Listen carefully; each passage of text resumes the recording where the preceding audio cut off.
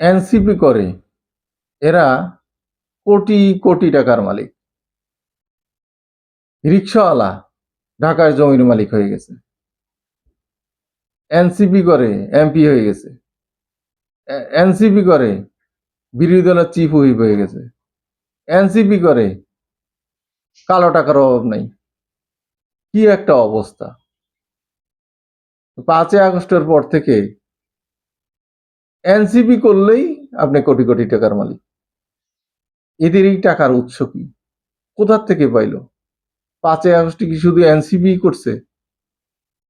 বিএনপির কেউ করে নাই, জাতীয় পার্টির কেউ করে নাই, জামাতের কেউ করে নাই, অন্য অন্য দলের কেউই করে নাই, বামদের কেউ করে নাই, সাধারণ জনগণ, গার্মেন্টস ওয়ার্কার কেউই কি করে নাই 5ই আগস্টের?